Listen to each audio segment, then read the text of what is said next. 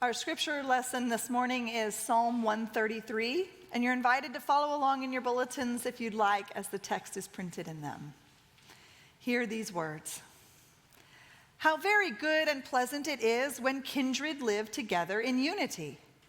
It is like the precious oil on the head running down upon the beard, on the beard of Aaron, running down over the collar of his robes. It is like the dew of Hermon, which falls on the mountains of Zion, for that is where God bestows the blessing, life that never ends. May God bless our modern hearing of these ancient words.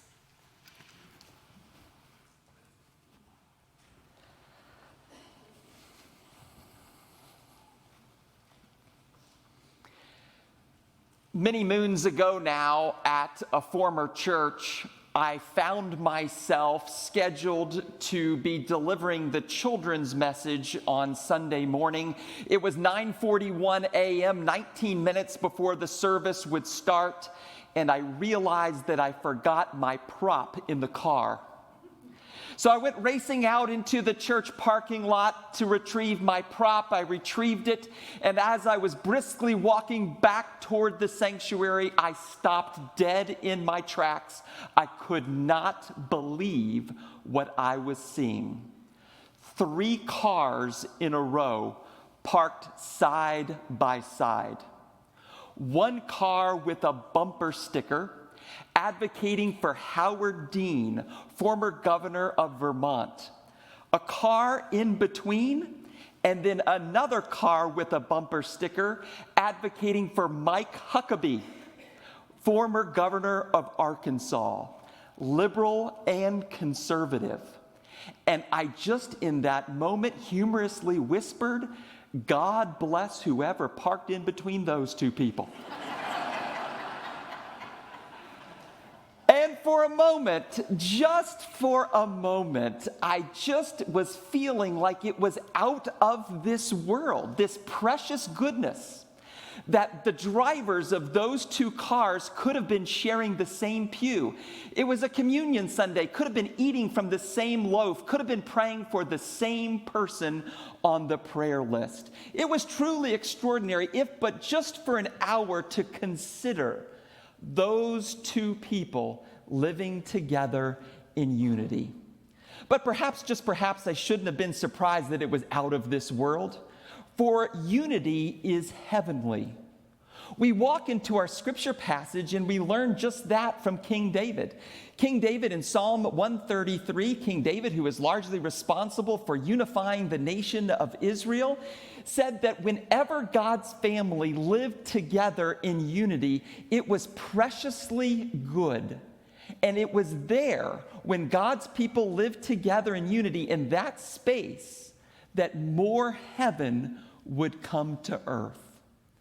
If that sounds odd, strange, unusual to you, it is because we indeed live where unity is a concept that is out of this world, especially in our society. Politics, you're either red or blue, and it's all just become a zero-sum game. The media, particularly polarizing.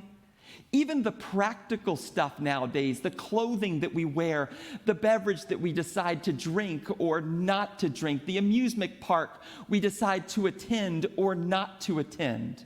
Once upon a time, these were just neutral generalities, but now these things have become really and truly positions. We live in a world that is truly otherized from one another. And my sense is that all of these differences, all of this divisiveness, has unfortunately seeped into the life of the worldwide church. I recall earlier this summer vacationing in the mountains of North Carolina in a very rural area, and we were driving and weaving the minivan through the mountains. And one of my children in the back seat asked, "Dad, why are there 9 churches in this town and only 1 gas station?" My answer back was heartbreaking, and my sense is that God's heart broke as well. The answer, of course, is that we are human, broken. But perhaps, just perhaps, God moving in and through each one of us, unity can come. And when it does come, heaven really can come to earth. That's part of what I learn about the way in which this psalm, Psalm 133, the trajectory of it goes. For when you think about the two rich metaphors that David uses to talk about unity, they have this in common. It says that unity starts at the top and flows down from God in heaven. Unity is like precious oil poured on top of some hair dripping on Aaron's beard. Unity is like the snow on Mount Hermon coming down to Mount Zion. If unity is going to come, what if it's not just going to come through our own human power? What if mysteriously and divinely it can come from God? Have you ever had one of those experiences in your own life where you sought unity with someone as part of the family of God who was fundamentally different from you? And in that moment, it just felt like it was out of this world, that heaven came to earth? Another time in my life where this happened, I recall at a former church in San Antonio, Texas. We, as clergy, would go from every month or so, and we would lead a communion worship service in a Catholic-affiliated assisted living facility. And there, as part of this assisted living facility, was Sister Mary Ellen. She used to always attend these worship services that we did. And do you know, one afternoon, I bumped into her at the grocery store. And I was a little scared to talk to her. She was wearing the traditional black and white habit, and she was a nun, and I wasn't talking with her much. And then finally, she just walked up to me, and she said, "You know, I do talk." And Sister Mary Ellen invited me to her office prior to the next communion service. So I decided I would get to know her a little bit, and we had a truly marvelous conversation. I learned about her dedication to the faith. I learned that she liked Texas barbecue, and I did too. And I also learned that she appreciated baseball, and I did too. And as we talked together, it was interesting. I moved out of her office to go and lead that worship service. And that black and white that she was wearing, it turned beautifully gray. And in that moment, heaven came to earth for me. Reminds me of that great Quaker saying, "The only enemies that we have are the people whose stories we have not heard." This past summer, I recalled that I was staying at a Marriott hotel, and sometimes when you're in a hotel, there's one of those leather binders with information about the hotel. And the hotel in the leather binder was doing a biographical piece about J.W. Marriott, the founder, of course, of the Marriott chain. And I was reading this piece inside the leather binder, and I recall the story that I heard from Grant Wacker, who is previously the professor of American Christianity at Duke Divinity School. And it's the story that he tells, little-known story actually, about Billy Graham, the fiery evangelical crusade preacher, and his unlikely experience with J.W. Marriott. J.W. Marriott, if you're unaware, was a Mormon. And Billy Graham's advisors encouraged him, as did his followers, to not make friends with the guy. But Billy Graham really wanted to get to know him, turned on his followers and his advisors, and decided to eat lunch one day with J.W. Marriott. The rest, you might say, is history. The men struck up an amazing friendship, and when Billy Graham traveled all over the world, he actually stayed in Marriott's.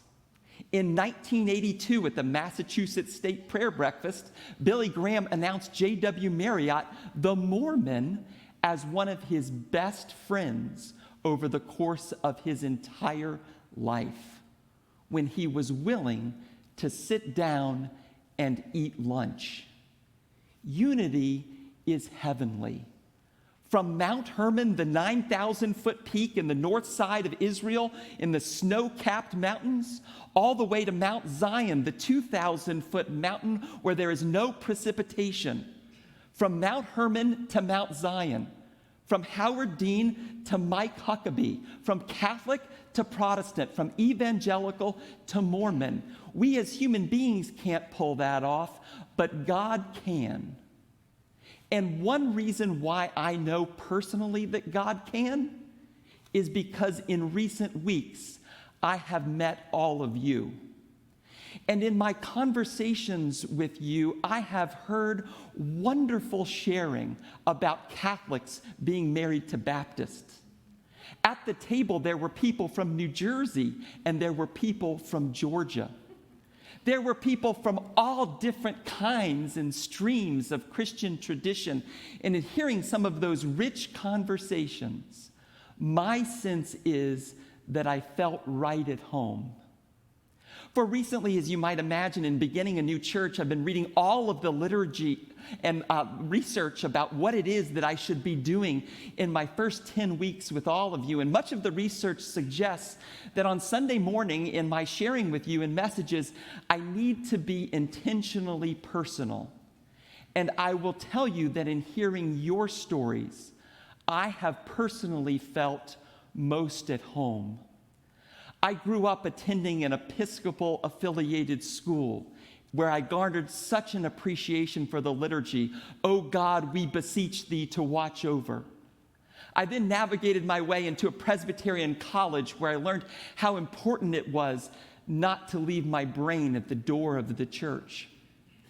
From there, I moved into a United Methodist affiliated seminary with a great basketball team. And I began to start pastoring in that tradition where I garnered an amazing appreciation for John Wesley and his teaching about grace. From there, I attended a cooperative Baptist affiliated seminary. And I even, for 9 months as a designated minister, pastored a cooperative Baptist church. And from those people, I garnered an appreciation for matters of the heart. 2 UCC churches coached me along the way and offered me a path forward into how my faith is made manifest socially and extending unconditional love to everyone, and I mean everyone. And yes, amidst it all, I fell in love with a Catholic. And from that experience, I garnered the importance of how God moves in and through tradition. Some might say that my spiritual journey was confusing. I say it was a blessing.